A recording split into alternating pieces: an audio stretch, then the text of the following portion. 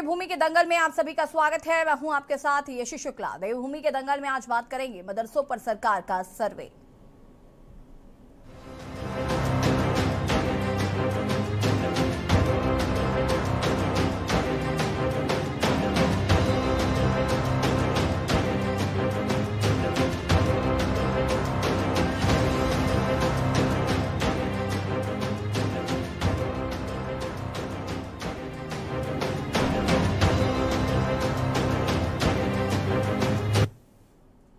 UP की तर्ज पर अब उत्तराखंड में भी सभी मदरसों का सर्वे किया जाएगा। जी हां, ये ऐलान किया है मुख्यमंत्री पुष्कर सिंह धामी ने। धामी ने साफ कर दिया है कि यूपी की तरह उत्तराखंड में भी मदरसों का सर्वे किया जाएगा, क्योंकि उत्तराखंड में भी मदरसों के कामकाज को लेकर और गतिविधियों को ध्यान में रखते हुए लगातार शिकायतें आ रही थी। इस पर अमल किया गया है और अब शिकायतों को गंभीरता से लेते हुए इस दृष्टि से राज्य के सभी मदरसों का सर्वे कराया जाएगा। आपको बता दें कि अब तक राज्य में पंजीकृत कुल 415 मदरसे हैं, जिनमें से लगभग 4000 छात्र छात्राएं शामिल हैं। वहीं हाल ही में भाजपा के उत्तराखंड वक्फ बोर्ड के अध्यक्ष बने शादाब शम्स की मुहिम पर मुहर लग चुकी है, क्योंकि शादाब शम्स ने पद ग्रहण करते ही उत्तराखंड में गैर पंजीकृत मदरसों की उत्तर प्रदेश की तर्ज पर जांच कराने की बात को प्रमुखता से उठाया था। चर्चा आज इसी पर मदरसों पर सरकार का सर्वे। उससे पहले रिपोर्ट।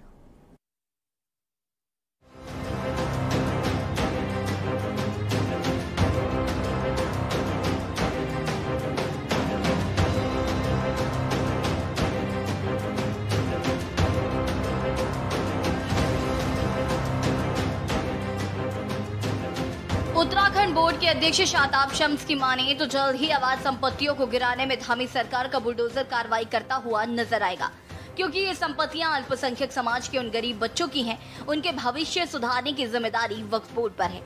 ऐसे में अगर किसी व्यक्ति ने वक्फ बोर्ड की संपत्ति पर अवैध कब्जा किया है तो उसके खिलाफ धामी सरकार का बुलडोजर चलता हुआ नजर आएगा।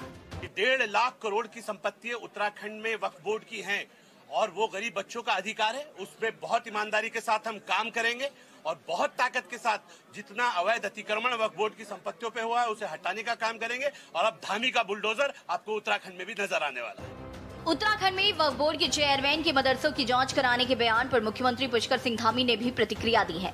मुख्यमंत्री पुष्कर सिंह धामी का कहना है कि मदरसों को लेकर समय समय पर तमाम तरीके की बातें सामने आती रहती हैं। ऐसे में जांच होना आवश्यक है ताकि सच सामने आ सके। उत्तराखंड की सरकार भी अब यूपी सरकार के रास्ते पर चल पड़ी है। बहुत सारी जगह पर मदरसों को लेकर तमाम तरह की बातें आ रही हैं, इसलिए उसका एक बार सर्वे होना बहुत नितांत जरूरी है, जिससे कि सारी वस्तु स्थिति जो है स्पष्ट हो पाए। मदरसों की जांच को कांग्रेस ने भी सही बताया है। कांग्रेस का कहना है कि सभी की जांच होनी अनिवार्य हो। सभी को देश हित के लिए काम करना चाहिए। जो कोई इस देश में गलत कर रहा है उनके खिलाफ कार्रवाई भी करनी चाहिए, लेकिन सर्वे करने की मंशा साफ होनी चाहिए और देश हित प्रदेश हित में होनी चाहिए। उत्तराखंड वक्फ बोर्ड के नवनियुक्त चेयरमैन ने उत्तराखंड में मदरसों की जांच की बात की है।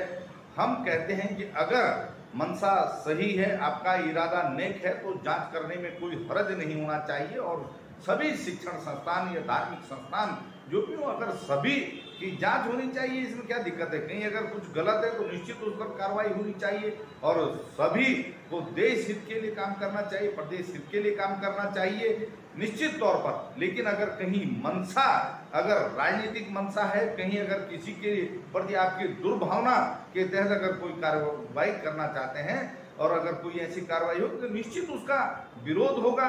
तो निश्चित तौर पर देश हित में, प्रदेश हित में कोई भी कार्रवाई हो, किसी प्रकार की भी कोई जांच हो, निश्चित उसका स्वागत सभी लोग करेंगे। वहीं आम आदमी पार्टी का भी मानना है कि भारतीय जनता पार्टी योजनाबद्ध तरीके से एक ही समुदाय की बात कर रही है, जो बिल्कुल ठीक नहीं है। सर्वे होना चाहिए, लेकिन सभी को ध्यान में रखते होने चाहिए, क्योंकि बुलडोजर चलाने और गिराने की जो मदरसों पर बात कही जा रही है वो सही नहीं है, क्योंकि इस देश में सभी जाति धर्म के लोगों को बराबर का सम्मान है। जो उन्होंने कहा है कि जो मदरसे हैं उन पर जो बुलडोजर चलने की बात उन्होंने कही है और ये कहा है कि इस पर मुख्यमंत्री जी ने भी सहमति जताई है, तो इस पर आम आदमी पार्टी का ये कहना है कि एक विशेष समुदाय के खिलाफ भारतीय जनता पार्टी योजनाबद्ध तरीके से काम कर रही है, जो कि गलत है। भारतीय संविधान में सभी जाति धर्म समुदाय को बराबर का अधिकार प्राप्त है और इस प्रकार की बात करना, इस प्रकार का माहौल बनाना हमें लगता है कि एक दुर्भाग्यपूर्ण बात है। यूपी की तरह ही उत्तराखंड में मदरसों की पंजीकृत संख्या 415 है, साथ ही जिसमें से अनुदान सूची में सिर्फ एक ही मदरसा है जो यूपी के समय से है। विशेष मदरसों को केंद्र सरकार की ओर से वित्तीय मदद दी जाती है। इसकी तरह smart class, computer generator, water purifier, furniture के लिए बजट दिया जाता है। SCEMM योजना के तहत करीब 1.5 करोड़ का बजट उपलब्ध कराया जाता है। इसमें मदरसों में गणित, विज्ञान, अंग्रेजी पढ़ने वाले शिक्षकों का वेतन दिया जाता है। पंजीकृत मदरसों में लगभग 3100 छात्र छात्राएं हैं, जबकि गैर पंजीकृत मदरसों में पढ़ने वाले छात्र छात्राओं का सरकार के पास कोई भी ब्यौरा अभी तक नहीं है। अगर ऐसे में सर्वे होता है तो इसमें कोई दो राय नहीं है कि जांच रिपोर्ट सामने आने पर कई अवैध मदरसों पर धामी का बुलडोजर चल सकता है। देहरादून से ब्यूरो रिपोर्ट।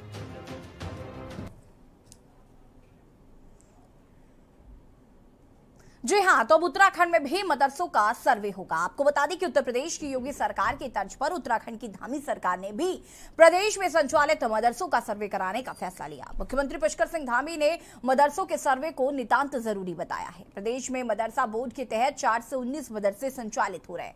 इनमें से आधे से अधिक बिना मान्यता के संचालित हो रहे हैं। इनमें केवल 192 मदरसे वित्त पोषित हैं, जो कि केंद्र एवं राज्य सरकार से मदद ले रहे हैं। 103 मदरसों का संचालन वक्फ बोर्ड कर रहा है, जबकि 500 से अधिक निजी मदरसों के संचालन की भी सूचना है। कोई राजनीतिक द्वेष भावना नहीं है, ऐसा सरकार की तरफ से कहा जा रहा है। समाज कल्याण मंत्री चंदन रामदास का कहना है कि मदरसों की जांच में कोई राजनीतिक द्वेष भावना नहीं, ये सब छात्र हित में किया जा रहा है। आपको बता दें कि उत्तराखंड में कैसे ये पहल शुरू हुई है। अपनी मांग के समर्थन में शादाब शम्स ने कहा था कि उत्तराखंड में एक बोर्ड के अधीन 103 मदरसे हैं, जल्द ही इनका सर्वे शुरू किया जाएगा। उनका मानना है कि सरकार से मिलने वाली मदद का मदरसे कितना और कैसा उपयोग कर रहे हैं, ये देखा जाना जरूरी है। उनकी मांग पर मुख्यमंत्री पुष्कर सिंह धामी ने हामी भरते हुए कहा है कि राज्य में मदरसों के सर्वे की जरूरत है। सरकार इस मांग पर ध्यान दे रही है। इस बारे में जल्द ही पूरी रणनीति बना ली जाएगी। जानना जरूरी है कि मदरसों में तालीम के नाम पर क्या परोसा जा रहा है। भारतीय जनता पार्टी की तरफ से ये बात कही गई है। प्रदेश भाजपा ने कहा है कि ये जानना बहुत जरूरी हो गया है कि राज्य में संचालित हो रहे मदरसों में तालीम के नाम पर क्या परोसा जा रहा है। पुष्कर सिंह धामी के मदरसों का सर्वे कराने के फैसले के समर्थन किया गया है और इसे बेहतर पहल कांग्रेस द्वारा बताया गया है। पार्टी के प्रदेश मीडिया प्रभारी ने कहा है कि मदरसा तालीम का केंद्र होना चाहिए, लेकिन ये पड़ताल जरूरी है कि क्या सभी मदरसे शिक्षा के मिशन में पूरी कर्तव्य निष्ठा से लगे हैं, उनकी शैक्षिक सामाजिक गतिविधियां क्या हैं, वे देश के भावी कर्णधारों को क्या परोस रहे हैं। डाटा सरकार के पास मौजूद होगा। सर्वे से मदरसों का पूरा डाटा सरकार के पास होगा, जिससे कि भविष्य में बनाई जाने वाली योजनाओं को लागू करने में आसानी होगी। दरअसल मदरसों के आतंकी कनेक्शन को देखते हुए उत्तर प्रदेश सरकार की तर्ज पर उत्तराखंड वक्फ बोर्ड भी मदरसों का सर्वे करा रहा है। उत्तराखंड वक्फ बोर्ड के अध्यक्ष शादाब शम्स का कहना है कि पूरे प्रदेश में 500 से ज्यादा मदरसे संचालित हैं, जिसमें से 103 मदरसे इस वक्फ बोर्ड के अधीन आते हैं। अब इनमें राज्य सरकार मुस्लिम छात्रों की शिक्षा, खाने और अन्य सुविधाओं के लिए पैसा देती है। ऐसे में राज्य सरकार का ये पूरा अधिकार है कि वो इन मदरसों का समय समय पर निरीक्षण करे। इसी के तहत वक्फ बोर्ड उत्तराखंड में मौजूद सभी अपने 103 मदरसों का सर्वे और उनमें दी जाने वाली राज्य सरकार की तमाम सुविधाओं का किस तरह से इस्तेमाल किया जा रहा है, इसे सुनिश्चित करेगा। आपको बता दें कि इस सर्वे के 12 प्रमुख बिंदु हैं। पहला कि मदरसे का पूरा नाम क्या है। दूसरा, मदरसे को संचालित करने वाली संस्था का नाम क्या है। तीसरा, मदरसे के स्थापना वर्ष का पूरा विवरण क्या है। चौथा, मदरसों की अवस्थिति का पूरा विवरण। मदरसा निजी भवन में चल रहा है या किराए के भवन में, इसका पूरा ब्यौरा। पांचवा, क्या मदरसे का भवन छात्र छात्राओं के लिए उपयुक्त है, उनको क्या क्या सुविधाएं मिल रही हैं। छठवां, मदरसे में पढ़ रहे छात्र छात्राओं की कुल संख्या कितनी है। सातवां, मदरसे में कार्यरत कुल शिक्षकों की संख्या क्या है। आठवां, मदरसों में लागू पाठ्यक्रम क्या है, यानी कि किस पाठ्यक्रम के आधार पर बच्चों को शिक्षा दी जा रही है। नवां, मदरसे की आमदनी का स्रोत क्या है।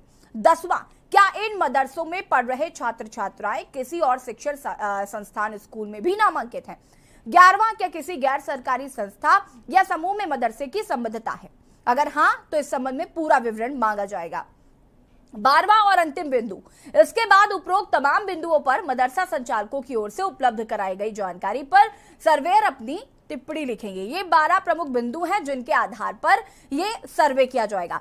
चर्चा आज हम इसी पर कर रहे हैं। हमारे साथ एक पैनल जुड़ रहा है, उनसे आपका परिचय करा देते हैं। भारतीय जनता पार्टी से सत्यवीर चौहान जी जो कि प्रवक्ता हैं जुड़ चुके हैं। शीशपाल सिंह बिष्ट जी कांग्रेस प्रवक्ता हैं, हमारे साथ जुड़ चुके हैं। आरपी रतूड़ी साहब जो कि वरिष्ठ आम आदमी पार्टी के प्रवक्ता हैं, वो भी जुड़ चुके हैं। पीसी थपलियाल जी वरिष्ठ यूकेडी नेता हैं, हमारे साथ जुड़ चुके हैं। और मोहम्मद आदिल फरीदी जी भी हमारे साथ जुड़ेंगे, फिलहाल वो अभी मौजूद नहीं है। आप सभी का बहुत बहुत स्वागत है। शुरुआत सत्यवीर चौहान जी आपसे ही करूंगी मैं। भारतीय जनता पार्टी की सरकार है और मुख्यमंत्री पुष्कर धामी ने ये एक बड़ा फैसला लिया है कि सर्वे कराया जाएगा, ये जाना जाएगा कि कौन से मदरसे हैं जो अवैध रूप से संचालित हैं। सबसे पहले सबकी प्रतिक्रिया, उसके बाद इस पर आगे विस्तार से चर्चा की जाएगी। सत्यवीर जी। जी आप मेरे को सुन पा रहे हो? हेलो सत्यवीर जी, मेरी आवाज आप तक आ रही है? सत्यवीर जी अपनी बात को पूरा करिए। यशी जी आपको प्रणाम, आपके सभी दर्शकों को प्रणाम। यशी जी मैं कहना चाहूंगा कि सरकार के संज्ञान में जब कुछ लोगों ने और कुछ संगठनों ने शिकायत करी और खासकर कि इस्लाम के जो स्कॉलर्स हैं उन्होंने भी इस प्रकार पर इस पे आपत्ति जताई थी कि इस पे कुछ सरकार की निगाह होनी चाहिए और कुछ छानबीन होनी चाहिए। और इसमें मुझे लगता है कोई भी गलत नहीं है और किसी को कोई दिक्कत नहीं होनी चाहिए। और मैं आपको कहना चाहूंगा और बेहिचक कहना चाहूंगा, पुरजोर तरीके से कहना चाहूंगा कि आरएसएस के ऊपर भी प्रतिबंध लगा था और किस प्रकार से प्रतिबंध लगा था अपने आत्महित के लिए और जिस प्रकार से संगठन आगे बढ़ रहा था। मगर हम कोर्ट में गए, हमने लड़ाई लड़ी और वहां से हम बिल्कुल साफ होके बाहर निकले और कई बार इस प्रकार की दिक्कतें आई, मगर आप आज देख लीजिए आज हम कहाँ खड़े हैं। दूसरा मैं कहना चाहूंगा कि कांग्रेस की तरफ से भी कुछ नेताओं ने बयान दिए हैं जो कि समर्थन में दिए, मैं उनका स्वागत करता हूं और एक पार्टी प्रवक्ता के नाते ना होके एक आम व्यक्ति के नाते होके मैं उनका स्वागत करता हूं। मगर 10 जनपद पर क्या होगा ये वो खुद आने वाले समय में उनको पता चलेगा। दूसरा मैं कहना चाहूंगा राष्ट्र की जो बात करेगा और जो राष्ट्र की अखंडता और एकता के लिए जो बात करेगा हम उसके साथ है। हमारा ध्येय ही है कि राष्ट्र किस प्रकार से मजबूत हो। हमारे लिए व्यक्ति या दल कोई महत्वपूर्ण नहीं होता, हमारे लिए महत्वपूर्ण है कि राष्ट्र किस प्रकार से मजबूत हो और प्रत्येक नागरिक की सुरक्षा और उसके अधिकार और किस प्रकार से सुरक्षित रहे, उस और हम आगे बढ़ रहे हैं। दूसरा मैं कहना चाहूंगा कि अगर हमारे उदय के समय से देख लीजिए कि भारतीय जनता पार्टी केवल इस ध्येय पे चली है कि सबकी सत्ता केवल हमारे माध्यम, मगर सत्ता के माध्यम से किस प्रकार से लोगों की सेवा की जाए, किस प्रकार से लोगों तक पहुंचा जाए, उनके अधिकारों की लड़ाई किस प्रकार से लड़ी जाए। वही कारण है कि आज हम राज्य दर सरकारें बन रही हैं और पिछले 8 साल से हमारी सरकार केंद्र में है।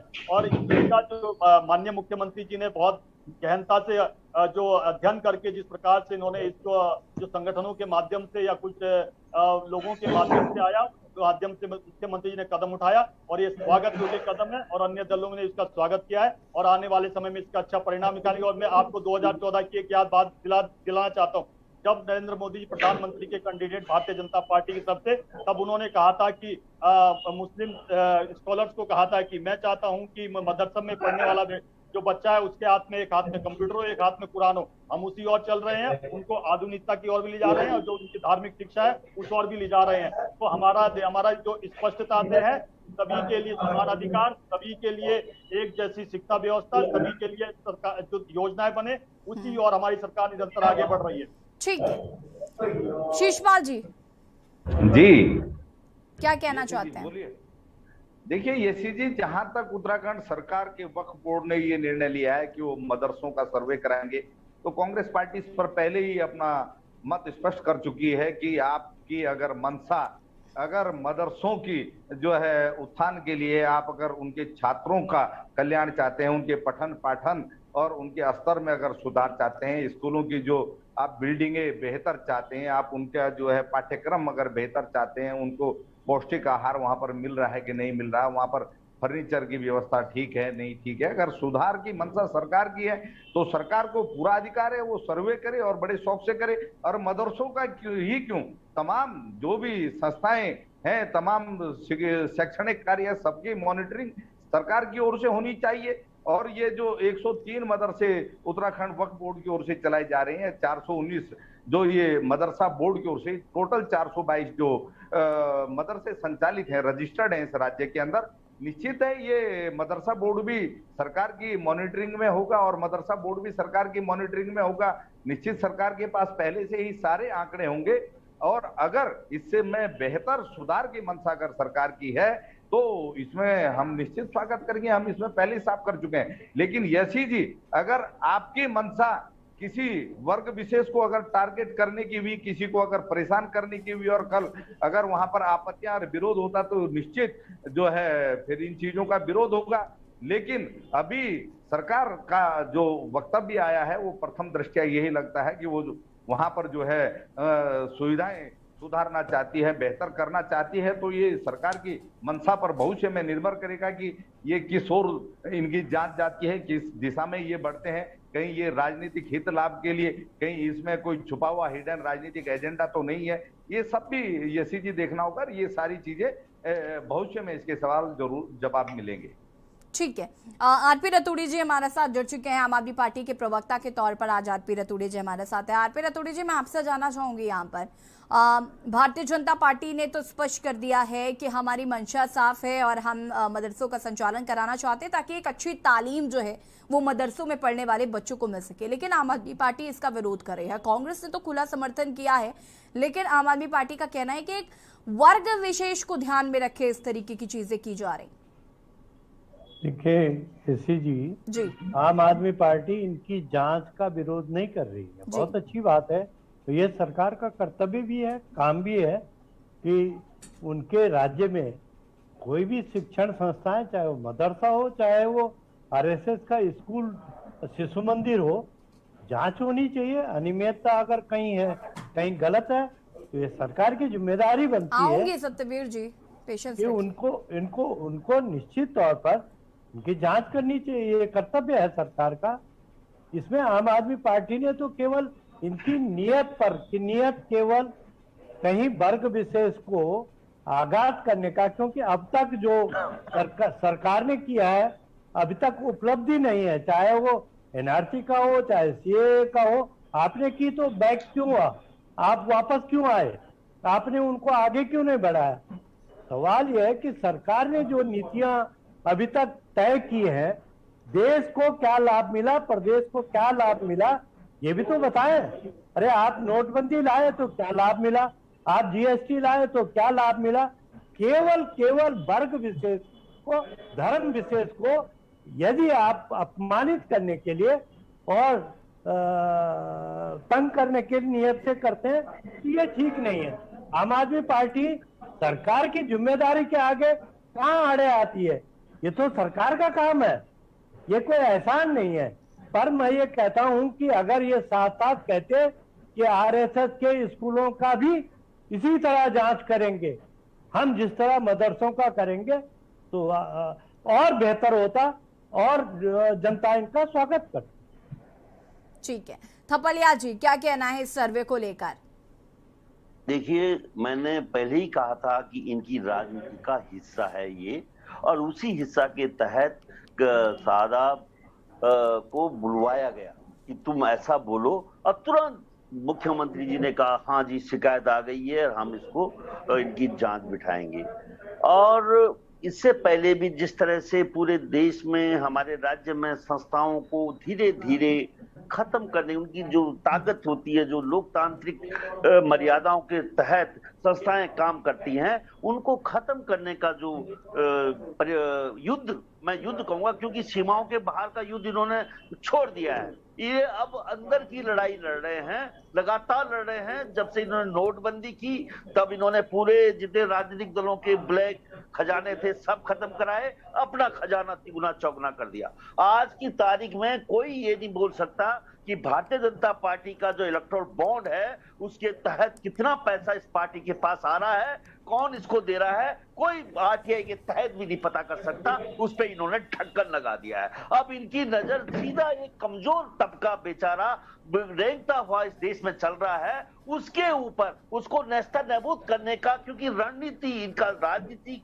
है ये कि उनके कारण कुछ लोग यहाँ पे खुश होते हैं, इनको वोट देते हैं, इसके लिए वो काम कर रहे हैं अपना। इन्होंने कॉमन सिविल कोड का भी जिम्मा बड़ी उससे सीना चौड़ा करके मेरे मुख्यमंत्री ने लिया, पाठ्यक्रम जो शुरू करने थे नया पाठ्यक्रम उसका जिम्मा भी लिया। और ये जो जिम्मा जरा लेट में, क्योंकि उत्तर प्रदेश का मुख्यमंत्री बड़ी ईमानदारी से जो काम कर रहा है और उस काम में जो चुनौती हमारे छोटे से राज्य के आकाओं को, दिल्ली के जो कि आका बैठे हुए हैं वो घबरा गए हैं योगी को देख के। अब ये काम यहाँ पे जो करने जा रहे हैं मदरसों के ऊपर, तो मैं कह रहा हूँ कि जिस तरह से धार्मिक संस्थाओं के हमेशा अपने अपने विद्यालय होते हैं, हमारे भी संस्कृत विद्यालय हैं, हमारे संस्कृत विद्यालयों में भी कभी इनकी नजर जाएगी कि किस तरह से ज्वालपा देवी का संस्कृत का मंदिर देखिए, पहाड़ों के मंदिर जितने हमारे संस्कृत विद्यालय हैं खत्म होते जा रहे हैं। नहीं, लेकिन इन्हें मदरसों के अंदर झांकना है, इन्होंने देखना है सत्यवीर जी रुक जाइए, सबकी प्रतिक्रियाएं ले लूं मैं, उसके बाद आऊंगी आपके पास। जी थपलियाल जी अरब इनको ये है कि अरब कंट्री का कितना फंड आ रहा है। आपको पता होगा कि इस देश में कई गरीब लोग एनजीओ के माध्यम से अपना भरण पोषण करते थे, छोटे छोटे एनजीओ चलते थे, इन्होंने सारे एनजीओ भी खत्म कर दिए। आज एनजीओ का अगर अकाउंट खोलना है तो दिल्ली जाके आदमी खोल रहा है। इन्होंने जीना दुश्वार कर दिया है इस देश में, और उसी रणनीति के हिस्सा के तहत इनका ये जो कार्यक्रम जो चालू हो रहा है, इनको ये नहीं है कि प्रशासन समाज की सेवा करे, प्रशासन लुटते पिटते जो आपदाग्रस्त लोगों की मदद करे ना, इनका काम है कि जो अग्निवीर में भर्ती हो वो अपना चरित्र प्रमाण पत्र दे, जिससे कि युवा थर्राए किसी भी आंदोलन में, लोकतांत्रिक आंदोलन में भाग लेने के लिए। उसी तरह से इन्होंने जब आए थे, इन्होंने उत्तर प्रदेश में कसाईयों के पीछे पड़े थे, और आज कहाँ है इनका कसाई? आज उत्तर प्रदेश सबसे बड़ा कसाईयों का केंद्र बना हुआ है,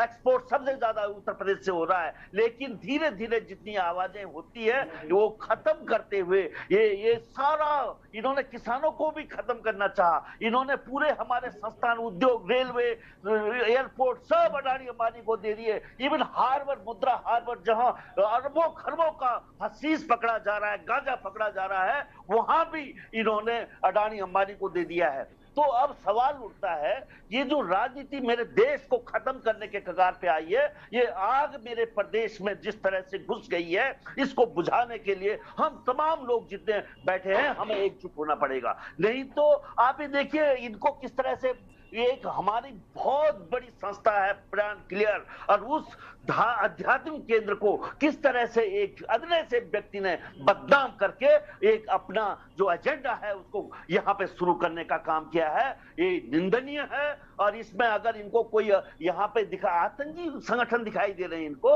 उत्तराखंड में, बहुत दुख की बात है। इन तमाम सवालों को लेकर ये पर्टिकुलर कम्युनिटी। ठीक है थपलिया जी, ठीक है, वापस मैं आपका रुख करूंगी। सत्यवीर जी, मैं कहना चाहूंगा कि कांग्रेस की तरफ से जिस प्रकार से मैं कहना चाहूंगा कि हम वो चश्मा नहीं पहनते, ना जात देखते, ना किसी का धर्म देखते, ना पंथ देखते, हम केवल देखते हैं कि राष्ट्र के साथ कौन खड़ा है। सत्यवीर जी, आपने सुना नहीं, शायद आपने सुना नहीं, कांग्रेस इसका विरोध कर ही नहीं रही। कांग्रेस तो विरोध ही नहीं कर रही, कांग्रेस तो कह रही है अगर आपकी मंशा साफ है तो आप आराम से करिए। विरोध तो यूकेडी और आम आदमी पार्टी कर रही है, वो भी आपकी मंशा और नियत पर कर रही है। उनका कहना है कि आप रुक जाइए, विशेष वर्ग समुदाय के लोगों को टारगेट कर रहे हैं। मैं ये कहना चाहूंगा कि मैं आपको ये चीज याद दिलाना चाहूंगा कि इस स्वतंत्र भारत के अंदर अगर राज्यसभा के अंदर कोई विपक्ष का पहला नेता पैदा हुआ हो तो वो भारतीय जनता पार्टी ने सिकंदर बख्त के रूप में दिया। हमने उस समय ये नहीं देखा कि वो किस जात या पंथ या धर्म से, हमने ये देखा कि वो भारत की अखंडता और अक्षुण्णता के साथ किस प्रकार से खड़ा है, वो जनगण मन वंदे मातरम का और भारतीय झंडे का किस प्रकार से आत्मसात करता है। हमने केवल मात्र किसी व्यक्ति में देखते हैं तो मात्र ये देखते हैं। दूसरा मैं कहना चाहूंगा, हमारे यहाँ कोई आज तक ऐसा कार्यकर्ता से लेकर नेता पैदा नहीं हुआ जो लाल किले की प्राचीर से कहे और 15 अगस्त का दिन हो और पूरा विश्व जब देख रहा हो कि भारत का प्रधानमंत्री क्या बोलेगा। तो मनमोहन सिंह ने कहा था कि भारत के संसाधनों पर, उनके शब्दों को मैं कोट कर रहा हूँ, एक एक लाइन को कोट कर रहा हूँ, कि उन्होंने कहा था कि भारत के जो संसाधन है उसका पहला हक मुस्लिमों का है। और हम कहते हैं कि भारत के प्रत्येक संसाधनों पर भारत के सभी नागरिकों का है जो भारतीय झंडे का और जनगण मन और वंदे मातरम को आत्मसात करता है। हम में और उनमें ये अंतर है। और मैं कहना चाहूंगा कि AK एंटनी की भी 2014 में एक रिपोर्ट आई थी, जब हमारी भारतीय जनता पार्टी की सरकार केंद्र में बनी थी, तब इन्होंने कहा था कि हमारी जो हिंदू विरोधी नीतियां हैं और इसी कारण हारे। अभी इन्हीं के पार्टी के जो प्रवक्ता है, राष्ट्रीय प्रवक्ता है आचार्य प्रमोद कृष्ण, राज्यसभा के चुनाव हुए उसके बाद भी उन्होंने क्या किस प्रकार के बयान दिए थे। और मैं दूसरा कहना चाहूंगा कि अभी ये कह रहे थे कि हमें एकजुट होना चाहिए। एकजुट किस लिए होना चाहिए, क्या नीति है इनकी? यशी जी, सत्यवीर जी को मेरे ख्याल में कांग्रेस फोबिया हो गया है। कांग्रेस ये आज डिबेट से पता नहीं, सत्यवीर जी सोच कर ही आए थे कि कांग्रेस ही विरोध करेगी और तो कोई करता नहीं है। सत्यवीर जी गलत निशाना साध रहे हैं आप, गलत निशाना साध रहे हैं, गलत निशाना साध रहे हैं आप। रुक जाइए, आप सभी चर्चा में बने रहिए, क्योंकि ब्रेक का भी वक्त हो रहा है। हम जल्द वापस आएंगे और चर्चा को आगे बढ़ाएंगे। और यहाँ पर रुकेंगे छोटे से ब्रेक के लिए, जल्द हाजिर होता है।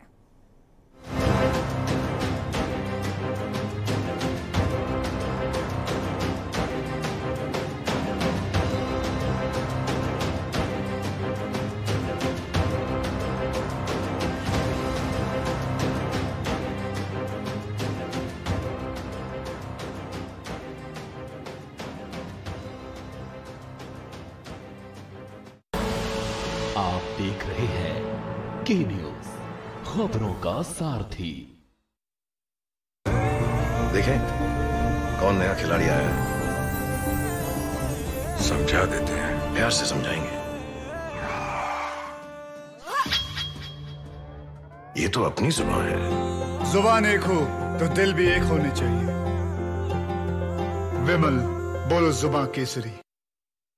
सर्वकॉम पिछले 35 सालों से पहचान है भरोसे की, भारत के नंबर 1 टॉप क्वालिटी डोमेस्टिक और इंडस्ट्रियल प्रोडक्ट्स की। रखे सब कंट्रोल।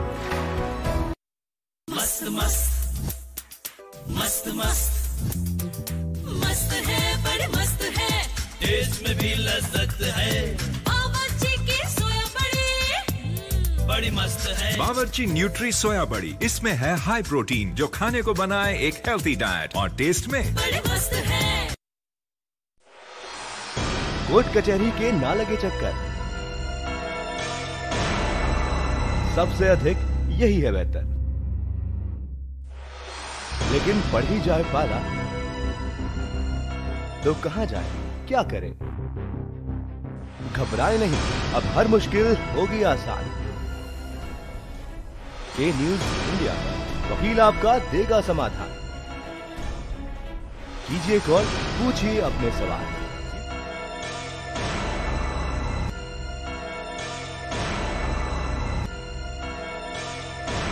वकील आपका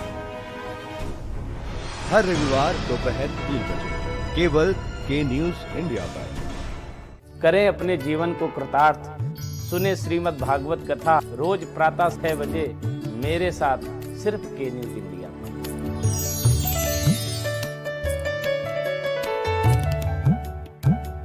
सड़क से संसद तक होगा चिंतन, मैं करूंगा राजनीति का समुद्र मंथन। मैं उठाऊंगा आपकी आवाज, सरकार से करूंगा आपके सवाल। सरकार के दावों की होगी पलटा, मैं बताऊंगी आपको खबरों का आंखों देखा हाल। आपकी कसौटी पर उतरेंगे खरे। आप देख रहे हैं के न्यूज, खबरों का सारथी। आप देख रहे हैं के न्यूज, खबरों का सारथी।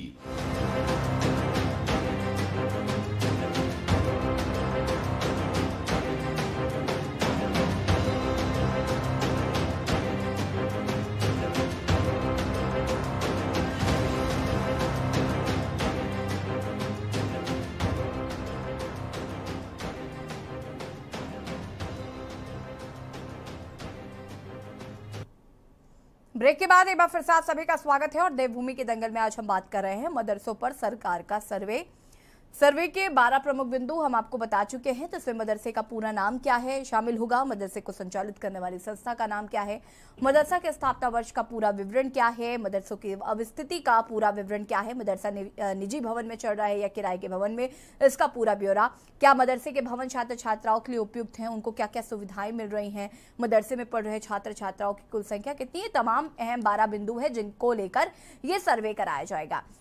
कांग्रेस का पूरा समर्थन इस पर मिल रहा है। कांग्रेस के लोगों का कहना है या कांग्रेस का ये कहना है कि अगर मंशा साफ है इन मदरसों पर ये सर्वे कराने का, अगर नीयत साफ है तो ये सर्वे अगर कराए जा रहे हैं तो कांग्रेस इसका स्वागत करती है, लेकिन अगर मंशा साफ नहीं है तो कांग्रेस इसका विरोध करती है। लेकिन आम आदमी पार्टी और यूकेडी के जो प्रवक्ता हैं उनका कहना है कि एक वर्ग विशेष को ही क्यों टारगेट किया जा रहा है, इसी पर हम चर्चा कर रहे हैं। और लगातार हमारे साथ मेहमान भी बने हुए हैं और मैं सत्यवीर जी, आपका रुख करना चाहूंगी। आप यहाँ पर बार बार कांग्रेस को क्यों टारगेट कर रहे हैं? कांग्रेस तो आपके समर्थन में है, आप सिर्फ कांग्रेस की बात कर रही है। यूकेडी के प्रवक्ता और आम आदमी पार्टी के प्रवक्ता आरपी रतूड़ी साहब इस बात को कह रहे हैं कि आपकी मंशा और नियत साफ नहीं है। आप हमेशा ये एजेंडा लेके चलते हैं, आप हिंदू मुसलमान करने की कोशिश करते हैं और आप वही करने की कोशिश कर रहे हैं। यदि आप सर्वे करा रहे हैं मदरसों का, तो आरएसएस के स्कूलों का सर्वे क्यों नहीं करा रहे? संस्कृत स्कूलों का सर्वे क्यों नहीं करा रहे? अगर ये मेरे पहले वक्तव्य को सुनते, मैंने पहले ही वक्तव्य में कहा कि मुझे पता था कि इस डिबेट में ये सब्जेक्ट आएगा कि आरएसएस पे 2 बार प्रतिबंध लगा, उसकी तमाम संस्थाओं पर प्रतिबंध लगा, मगर हम कोर्ट गए, जो सबसे बड़ी न्याय व्यवस्था है, हम वहां पर गए और वहां से हम विशुद्ध निखर कर आए। और उसी के कारण है कि आज आप देख लीजिए, किसी भी विरोधी दल का नेता हो, उसने आरएसएस की शाखा में जाकर और आरएसएस की पटल पर जाकर, चाहे 1962 का युद्ध हो, पंडित जवाहरलाल नेहरू ने किस प्रकार से कहा था कि जो जन सेवा और जिस प्रकार का राष्ट्र भाव आरएसएस के द्वारा भरा गया। रतूड़ी साहब जवाब दीजिए, सत्यवीर जी क्या कह रहे हैं? जवाब दीजिए रतूड़ी साहब। रुक जाइए सत्यवीर जी, रुक जाइए, हैव पेशेंस। बहुत लंबा हो गया तो मैं पूरा जी भारतीय जनता पार्टी की सरकार उत्तराखंड में पहली बार तो बनी नहीं जी, ना ही मदरसे पहली बार चल रहे हैं। ये 12वें 13वें वर्ष में प्रवेश कर रहे हैं। 13 साल की इनकी भी सत्ता है जी, 10 साल कांग्रेस ने की है। सवाल मैं ये कह रहा हूँ कि इन 13 सालों में इनको याद नहीं आई कि ये संस्थान भी चलते हैं। अब जब चुनाव में इनको जवाब देना था महंगाई पर, जवाब देना था बेरोजगारी पर, जवाब देना था यहाँ के संस्थानों के घटते जीडीपी के हिंदुस्तान की, तो ये हिंदुस्तान के को छोड़ के होमवर्क करके मैं बीच में नहीं बोलता हूँ, मैं भाजपा का नहीं हूँ, मैं बहुत सभ्यता से मैं इसलिए कह रहा हूँ जब अरे भाई जब तुम्हारी बात अरे भाई सत्यवीर जी आपको पूरा मौका दूंगी मैं। काफी लंबा बोला है आपने, उसके बावजूद भी आप बीच में इंटरप्ट कर रहे हैं। सत्यवीर जी प्लीज। मुर्गे की लड़ाई लड़नी है या डिबेट करनी है? रतूड़ी साहब अपनी बात को पूरा करिए। सत्यवीर जी आपसे निवेदन है, बीच में नहीं बोलेंगे आप, बीच में नहीं बोलेंगे सत्यवीर जी, बीच में नहीं बोलेंगे आप, प्लीज नहीं बोलिए। जो है ये अनपढ़ करते हैं, पढ़े लिखे लोग नहीं करते हैं। रतूड़ी साहब 5वीं अर्थव्यवस्था बन गई है भारत, ब्रिटेन को सत्यवीर जी मैं आपसे निवेदन कर रही हूँ बार बार, बीच में मत बोलिए, प्लीज मत बोलिए। बोलूंगा तो आपको अच्छा लगेगा क्या? रतूड़ी साहब आप कंप्लीट करिए ना प्लीज। सवाल मैं ये कह रहा हूं कि ये अचानक इनको ये क्यों याद आया, क्यों इनके अभी जो वक्फ बोर्ड के अध्यक्ष बने हैं, ये तो पिरान कलियर को ही कह रहे हैं कि देह व्यापार होता है। क्यों कहा ये शब्द, क्या वजह थी? क्या हरिद्वार के रतूड़ी साहब इस पर कल डिबेट हो चुकी है, रतूड़ी साहब इस पर कल डिबेट हो चुकी है। एक सेकंड मैं कंप्लीट कर लेती हूँ, फिर आप कंटिन्यू करिएगा। उसमें उन्होंने ये नहीं कहा कि पिरान कलियर में दरगाह में ऐसा हो रहा है, उन्होंने कहा कि उसके आसपास जो होटल संचालित, एक सेकंड रतूड़ी साहब एक सेकंड रुक जाइए, आसपास जो एरियाज है उन्होंने उसकी बात कही। मैं कल भी कह रही थी कि जांच होनी चाहिए, अगर जांच में ये पाया जाता है तो इस पर कार्रवाई करनी चाहिए, और यदि ऐसा नहीं होता तो माफी मांगनी चाहिए। एसी जी इन्होंने तो अपनी इंटेलिजेंस पर ही, अपनी पुलिस पर ही प्रश्न चिन्ह खड़ा किया ना। सरकार किसकी है?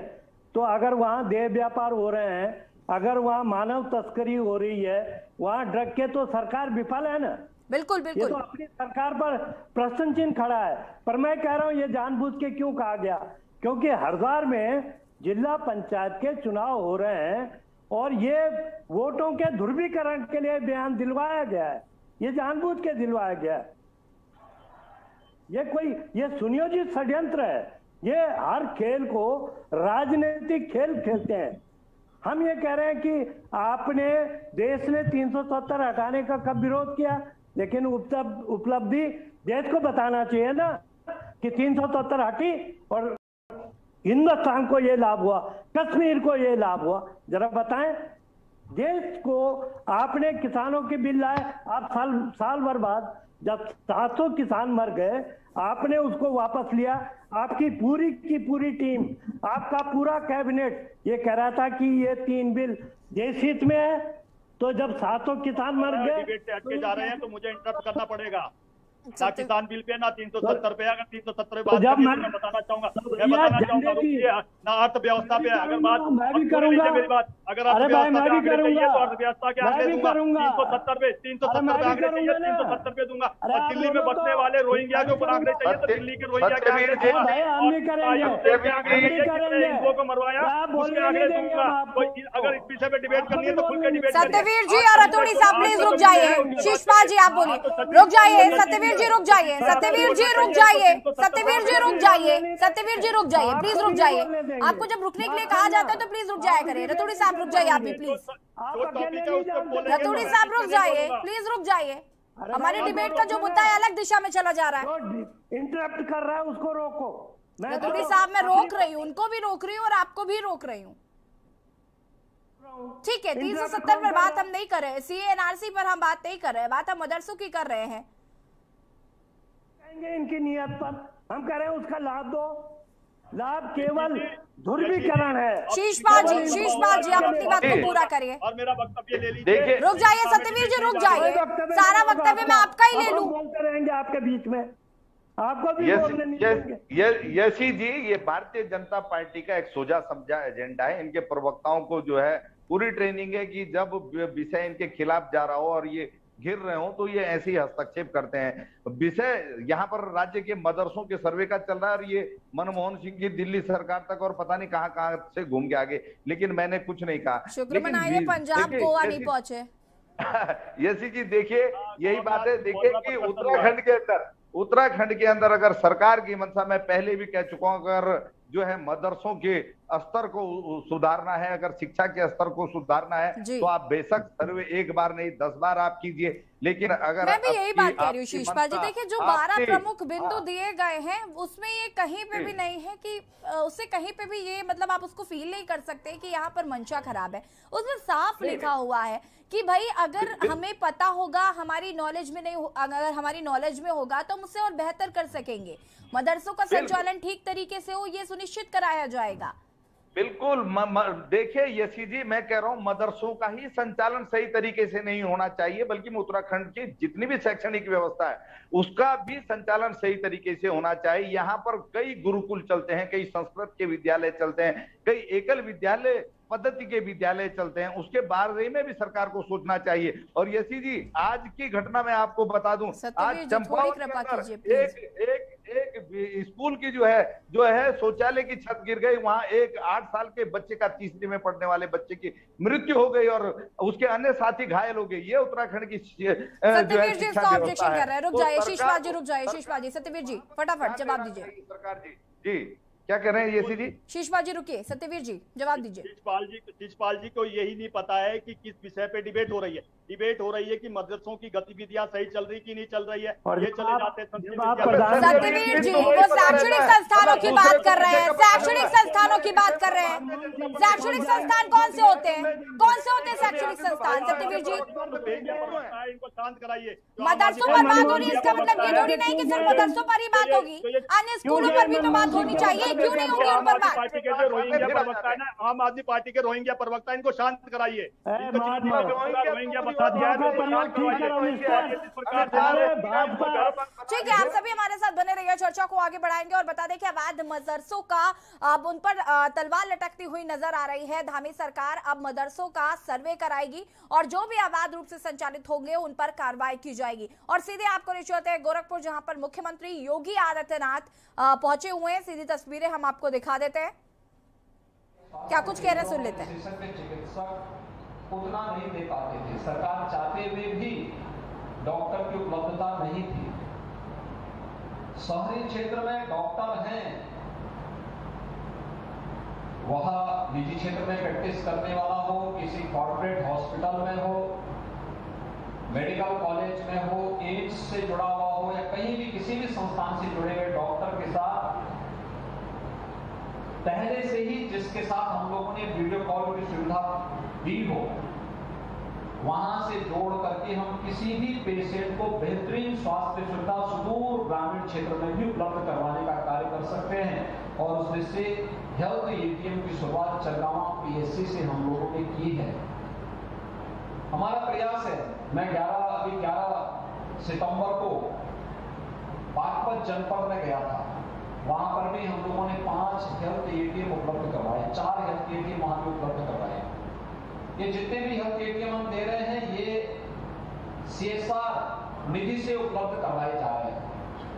टेली कंसल्टेशन की सुविधा उसके साथ हो और एक टेक्नीशियन भी हो, लेकिन बाद में इसमें हेल्थ से जुड़े हुए जो पैरामेडिक्स हैं या अन्य ऐसे कर्मी हैं जो स्वास्थ्य विभाग के साथ अपनी सेवाएं दे रहे हैं, उनकी एक निश्चित ट्रेनिंग करवा करके एक बेहतरीन वाईफाई की सुविधा वहां पर उन ग्रामीण सुदूर ग्रामीण क्षेत्र में देकर के ग्रामीण क्षेत्र में सुदूर क्षेत्रों में भी विशेषज्ञ चिकित्सक की सुविधा हेल्थ एटीएम के माध्यम से उपलब्ध करवाने में हमें मदद मिल सकती है। और एक हेल्थ एटीएम एक दिन में कम से कम 100 पेशेंट देख सकता है। और अगले 3 महीने के अंदर हमारा प्रयास है कि उत्तर प्रदेश के अंदर सभी 4600 प्राथमिक स्वास्थ्य केंद्रों तक हम हेल्थ एटीएम उपलब्ध करवाने की कार्रवाई कर सके, जिससे उत्तर प्रदेश के लोगों को, उत्तर प्रदेश के नागरिकों को बेहतरीन स्वास्थ्य की सुविधा ग्रामीण क्षेत्र में भी उपलब्ध हो जाए। वर्तमान में हम रविवार के दिन प्राथमिक स्वास्थ्य केंद्रों में मुख्यमंत्री आरोग्य मेला का आयोजन कर रहे हैं। मुख्यमंत्री आरोग्य मेला हर रविवार के दिन हमारे वरिष्ठ चिकित्सक वहां जाते हैं।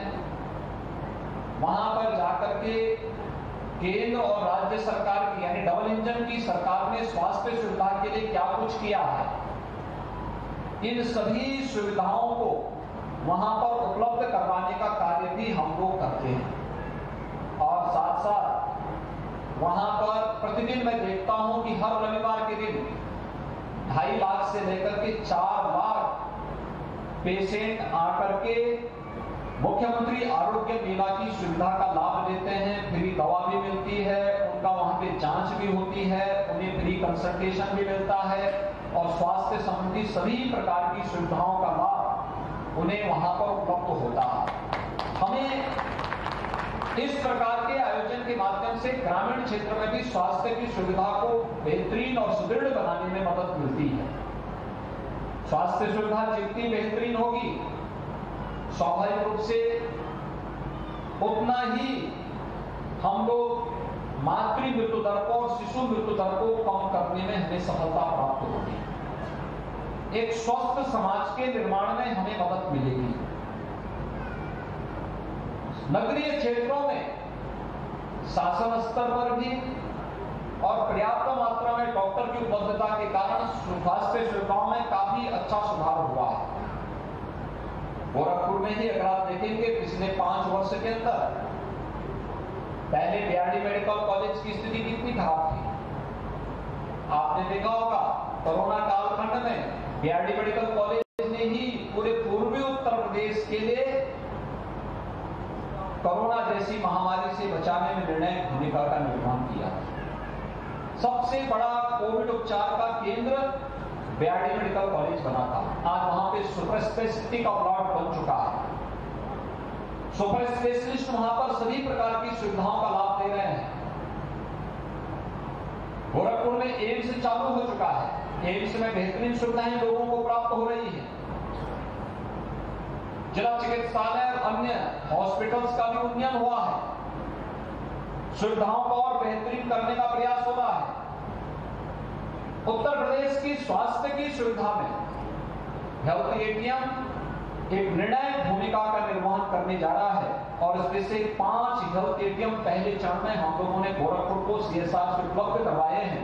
मैं इस अवसर पर अलग अलग केंद्रों में हेल्थ एटीएम लगेंगे और जो सर्विस प्रोवाइडर देने वाली कंपनी होगी उसी से इस बारे में कहेंगे कि हमारे टेक्नीशियन को या स्वास्थ्य विभाग के कर्मचारियों को इसमें ट्रेनिंग देकर के ग्रामीण क्षेत्र में बेहतरीन स्वास्थ्य सुविधा का लाभ प्रत्येक गांव वासियों को उपलब्ध करवाने के लिए वे अभी से कमर कसे। स्वास्थ्य विभाग भी, प्रशासन भी, सभी लोग मिलकर के अगर इस दिशा में प्रयास प्रारंभ कर देंगे तो मेरा मानना है कि ग्रामीण क्षेत्र से शिकायत आती है कि प्राथमिक स्वास्थ्य केंद्र में डॉक्टर नहीं आते हैं वहां से इस समस्या का समाधान करने की दिशा में एक निर्णायक कदम हम लोगों ने आगे बढ़ा दिया। अब मशीन से हम इन सारी समस्याओं का समाधान करेंगे। भाइयों बहनों, स्वास्थ्य यह लोकहित से जुड़ा हुआ और समाज के और राष्ट्र के सशक्तिकरण का भी एक बेहतरीन माध्यम है। लोक स्वास्थ्य का विषय यह शासन की प्राथमिकता में तो है ही, लेकिन जनता की प्राथमिकता का विषय भी बनना चाहिए। सरकार जो कार्यक्रम चलाती है, आम जनमानस में उसके प्रति उतनी ही जागरूकता दिखनी भी चाहिए। और जागरूकता के लिए आज आवश्यक है कि हम लोग हर एक स्तर पर लोगों को इसके बारे में अच्छी सुविधा देने की बात करें, जागरूक करें। मैं केवल एक उदाहरण आपको देना चाहूंगा, वह है इंसेफ्लाइटिस का, मस्तिष्क ज्वर का। मस्तिष्क ज्वर की जो स्थिति है, आपको याद होगा 1977 से लेकर के 2017 तक पूरे उत्तर प्रदेश के आंकड़ों को अगर हम देखें तो लगभग 50,000 मौतें 40 वर्ष में उत्तर प्रदेश के अंदर अकेले मस्तिष्क ज्वर से हुई है। और गोरखपुर से ये सीधी तस्वीरें आप देख रहे थे, जहां पर मुख्यमंत्री योगी आदित्यनाथ ने हेल्थ एटीएम का शुभारंभ किया है। अब जो मरीज हैं उनको इसकी सुविधा मिल पाएगी। देवभूमि के दंगल में आज हम बात कर रहे हैं मदरसों पर अब सरकार का सर्वे। उत्तराखंड सरकार ने ये सुनिश्चित किया है कि अब मदरसों का सर्वे किया जाएगा और जो अवैध संचालित मदरसे हैं उन पर कार्रवाई भी की जाएगी। हालांकि जातिगत राजनीति, धर्मगत राजनीति करने का आरोप विपक्षियों द्वारा भी लगाया जा रहा है। कांग्रेस ने इसका समर्थन जरूर किया है, लेकिन अन्य राजनीतिक दलों ने इसका समर्थन नहीं किया। मेहमान लगातार हमारे साथ बने हुए हैं और मैं यहाँ पर थपलियाल जी का रुख करना चाहूंगी। थपलियाल जी, अपनी बात को पूरा कर सकते हैं आप? बता दीजिए मेरे 2 पॉइंट। मैं जितने भी प्रबुद्ध लोग हैं जो इस देश में ये चाह रहे हैं कि देश की राजनीति सही ढंग से चले, तो उसमें सबसे महत्वपूर्ण पहलू होता है कि राजनीति और धर्म का मिश्रण नहीं होना चाहिए। जो कोई देश इस विश्व में प्रगति पे पहुंचे हैं, उन्होंने कभी भी धर्म को और राजनीति का मिश्रण नहीं किया है, और जिन्होंने किया है उनका हाल, ईरान इराक का हाल, वो बर्बादी की ओर गए हैं। और आज बांग्लादेश भारत से भी आगे बढ़ चुका है, अगर इनको नहीं मालूम। आज पाकिस्तान हमसे आगे बढ़ जहाँ यूरोप में जाइए, पूरा मार्केट आज पाकिस्तान ने पकड़ लिया है। लेकिन इनके हल्ले ने, इनके शोर ने, इनके हिंदुत्व ने हमारे बने बनाए प्रधानमंत्री को इंग्लैंड में बन रहा था, इन लोगों ने नहीं बनने दिया। अल्लाह, हिंदू आ गया जी इंग्लैंड में। इन लोगों ने ऐसे चील कौवे पैदा हो गए इस देश में, जिन्होंने इस देश की राजनीति पे ग्रहण लगा दिया, ग्रहण। आज हम चाह रहे हैं विकास की राजनीति करें ये लोग। हम चाहते हैं कि यहाँ पे जो धर्म है, हमारे शंकराचार्यों को धर्म पे काम करने दो। जिस तरह से पश्चिमी देश अपने पोप को चर्चों का ही काम करने दे रहे हैं, इन्होंने तो हमारे चारों शंकराचार्य गायब कर दिए। इनको तो ये तो इनका शंकराचार्य वो गुजराती बन चुका है, जो स्थापना हो रही है राम मंदिर की, और वो खुद स्थापना कर रहा है। इन लोगों ने धर्म को अपने हाथ में लेकर इस देश का बेड़ा गर्क कर दिया है। इसीलिए अगर तुम सचमुच इस राज्य का हित चाहते हो माय डियर, तो हमारे संस्कृत विद्यालयों को भी जांच करो, क्या हो रहा है वहां पे, जांच करो। ठीक है सत्यवीर जी, थपलियाल जी वापस आऊंगी मैं। सत्यवीर जी कुछ कहना चाहते हैं? सत्यवीर जी, अभी आप इस डिबेट में अभी तक ये कह रहे थे उत्तराखंड के ऊपर बात करिए, बांग्लादेश पहुंच गए, ब्रिटेन पहुंच गए, इंग्लैंड पहुंच गए और चील कौवे तक बात आ गई। मैं बताना चाहूंगा कि अब जब आप मुझको टोकते तो इनको भी टोका करें। दूसरा मैं कहना चाहूंगा कि अगर ये ब्रिटेन पहुंच गए तो मैं इनको बताना चाहूंगा, आज भारत विश्व की 5वीं अर्थव्यवस्था बन गई है। ये हमारी सोच का ही परिणाम है कि हमने भारत को 5वें स्थान पर लिया है और ब्रिटेन को भी पछाड़ दिया है। दूसरा उत्तराखंड के परिप्रेक्ष्य में मैं कहना चाहूंगा कि अगर जांच का विषय किसी के लिए आता है तो हम जांच कराने के लिए तैयार हैं। हमने किसी भी कदम से पीछे नहीं हटा है। जब समाज की तरफ से कोई आवाज उठी है, आज अगर मदरसों की बात उठ रही है तो मदरसों की भी हम जांच उठ रही है। उसके लिए एक गाइडलाइन बनाई है, उसी गाइडलाइन के अंदर की है और वो सामने रखी है। गाइडलाइन हमने किसी से छुपाई नहीं है। हमने ये मीडिया के सामने भी रखी है और सभी समाचार पत्रों में भी आ रही है। और दूसरा मैं कहना चाहूंगा, उत्तराखंड की सुरक्षा और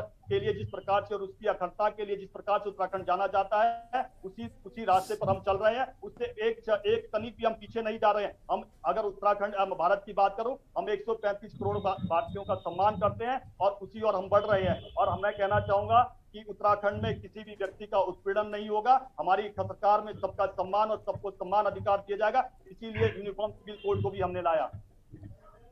ठीक है, शीशपाल जी। जी देखिए यशी जी, मैं फिर कह रहा हूं कि अगर सरकार की मंशा बिल्कुल साफ है और शिक्षण स्तर को सुधारना चाहती है तो आप शौक से एक बार नहीं 10 बार सर्वे कीजिए। लेकिन अगर आपने राजनीतिक एजेंडे पर जाने की कोशिश की, अगर आपने किसी वर्ग विशेष को प्रताड़ित करने की कोशिश की, तो निश्चित इसका विरोध होगा, तमाम सामाजिक संगठनों की ओर से होगा, ये तमाम लोग करेंगे, तो निश्चित हम फिर समय पर उस समय उस बात का जवाब देंगे।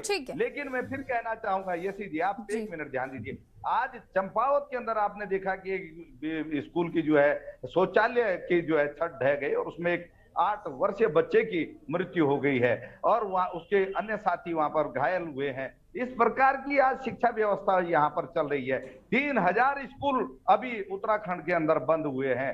अगर स्कूलों में टीचर हैं तो बच्चे नहीं। देखिए, शिक्षा के मामले में बहुत बुरा हाल है, बहुत ज्यादा बुरा हाल है, ये हम सभी बहुत अच्छे से जानते हैं। और मदरसों का सर्वे कराया जा रहा है, ठीक बात है, लेकिन अन्य शैक्षणिक संस्थानों पर भी ध्यान देना होगा सरकार को।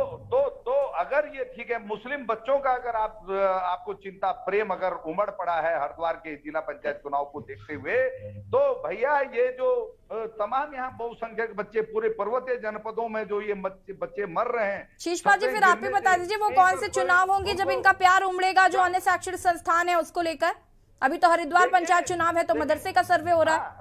तो रीना जी, मैं कह रहा हूँ, देखिए यशी जी, ये तो भारतीय जनता पार्टी अब जो भी अब लोकसभा चुनाव 2024 में आप देखना, तब ये इनका किस प्रकार का होगा। ये तो चुनाव को देख करके रंग बदलते हैं, उसी ये पोलराइजेशन की और ये ध्रुवीकरण की राजनीति करने के मास्टर हैं। आप ये देखिए, जो इनका ये वक्फ बोर्ड का चेयरमैन है, ये इसका बहुत साझा समझा ऐसा बयान नहीं है। मैं अब यहाँ पर नहीं बोल सकता कि उसकी मंशा क्या है, लेकिन इसने पूरी अपनी सरकार को, अपने पूर्व मुख्यमंत्रियों को, पूरे प्रदेश के शासन प्रशासन को ही कटघरे में खड़ा कर दिया। केवल ये शीशपाल जी, विपक्ष में आप उसके बाद भी नहीं बोल पा रहे हैं। खैर ठीक है शीशपाल जी, ठीक है। सत्यवीर जी, सवाल वही है कि विपक्ष चाहता है कि अगर आप मदरसों का सर्वे करा रहे हैं तो आपके जो अन्य शैक्षणिक संस्थान है जिनकी हालत बद से बदतर हो चुकी है, उस ओर आप ध्यान कब देंगे? कब मौका आएगा, कब आपका प्रेम जागेगा उन बच्चों के प्रति भी जो वहां पर परेशान हो रहे हैं, जिनको ठीक तरीके से शिक्षा नहीं मिल पा रही है? इंटरनेट कनेक्टिविटी का क्या हाल है, ये हमने कोरोना काल में देख लिया, बच्चे ऑनलाइन पढ़ाई नहीं कर पा रहे थे। बिल्कुल यशी जी, अगर आप कनेक्टिविटी और उसके बजाय मैं उस विषय पे आऊंगा, पहले मैं कहना चाहूंगा सत्यवीर जी, आप नहीं आ पाएंगे उस विषय में, आप आ ही नहीं पाएंगे क्योंकि आपके पास जवाब ही नहीं है। आप क्या जवाब देंगे? यशी जी, स्कूलों में किताबें नहीं पहुंची,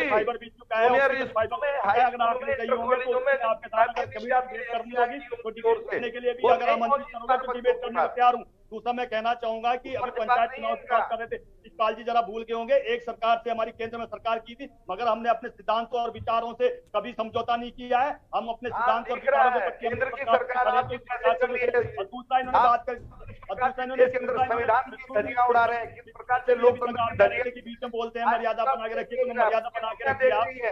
आज रुपए की शीशपाल जी एक करके मर्यादा दिखा रहे हो आप। चलिए ठीक है, वक्त की भी कमी है हमारे पास। बहुत बहुत शुक्रिया आपका चर्चा में शामिल होने के लिए, आप सभी का बहुत बहुत शुक्रिया। मदरसों का सर्वे कराया जाएगा, उत्तराखंड सरकार ने ये निर्देश जो है वो जारी किए गए हैं, 12 बिंदुओं के तहत ये सर्वे कराया जाएगा। विपक्ष का मानना है कि अगर सरकार की मंशा साफ है तो वो उनका समर्थन करते हैं, लेकिन अन्य शैक्षणिक संस्थानों पर आखिर सरकार कब ध्यान देगी? हालांकि मदरसों का सर्वे अब कराया जाएगा और ये इसलिए भी कराया जा रहा है ताकि मदरसों में जो व्यवस्थाएं हैं उन्हें ठीक ढंग से चलाया जाए, साथ ही साथ जो बच्चे हैं उनको उनका हक मिल सके, क्योंकि अवैध रूप से संचालित मदरसों की वजह से उन बच्चों को भी उनका हक नहीं मिल पा रहा। देवभूमि के दंगल में फिलहाल उतना ही। देखते रहिए के न्यूज़ इंडिया। नमस्कार। इस कार्यक्रम के प्रायोजक करता है गोल्डी हिंग, कण कण में जान, राजश्री।